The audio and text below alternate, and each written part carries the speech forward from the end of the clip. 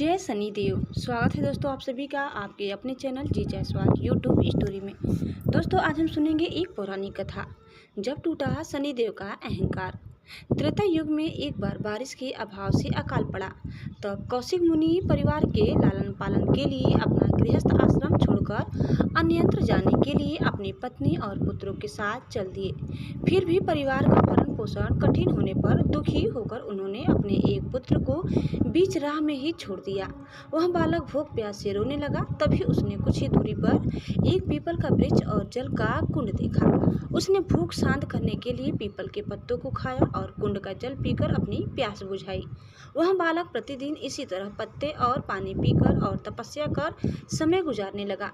तभी एक दिन वहां देवर्षि नारद पहुंचे। बालक ने उनको नमन किया। नारद मुनि विपरीत दशा में बालक की विनम्रता देखकर खुश हुए। उन्होंने तुरंत बालक का यथोचित संस्कार कर वेदों की शिक्षा दी। उन्होंने उसे ओम नमो भगवते वासुदेवाय की मंत्र दीक्षा भी दी। वह बालक नित्य भगवान विष्णु के मंत्र का जप कर रहा था। जप और तप दोनों करने लगा। नारद मुनि उस बालक के साथ ही रहे। बालक की तपस्या से भगवान विष्णु प्रसन्न हुए। भगवान विष्णु ने प्रकट होकर बालक से वर मांगने को कहा।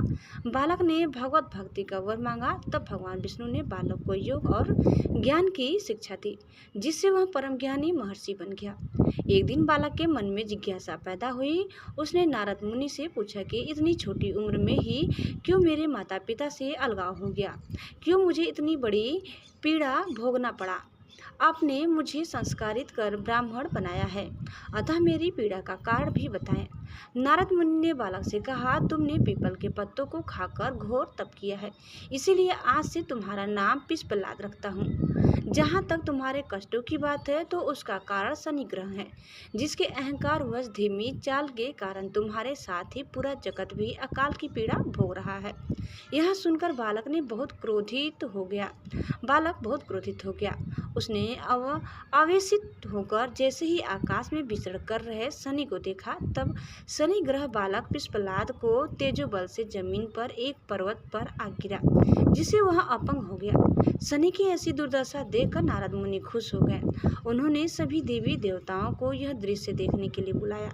तब वहां पर ब्रह्मदेव सहित अन्य देवों ने आकर बालक पिष्पलाद के आवेश को शांत कर कहा कि नारद मुनि द्वारा रखा गया तुम्हारा नाम श्रेष्ठ है और आज से तुम पूरे जगत में इसी नाम से प्रसिद्ध होगे।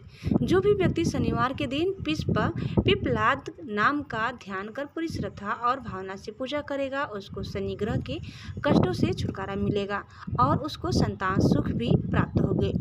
ब्रह्मदेव के साथ ही पिप्पलाद मुनि को शनि ग्रह की शांति के लिए उनकी पूजा और व्रत का विधान बताकर कहा कि तुम धराशायी हुए शनि को अपने स्थान पर प्रतिष्ठित कर दो, क्योंकि वह निर्दोष है। पिप्पलाद मुनि ने भी ब्रह्मदेव के आदेश का पालन किया और उनसे शनिश्वर व्रत विधि जानकर जगत को शनि ग्रह की शांति का मार्ग बताया। इसलिए शनि ग्रह की शांति के लिए शनिवार के दिन पीपल की वृक्ष के साथ ही शनिदेव के पूजन की परंपरा है। दोस्तों इस प्रकार कथाएं समाप्त करते हैं। उम्मीद करते हैं कि आपको हमारी आज की यह कथा जरूर पसंद आई होगी। कैसी लगी कमेंट करके बताइए। चैनल में नए हैं तो प्लीज़ लाइक शेयर और सब्सक्राइब करना न भूलें। धन्यवाद।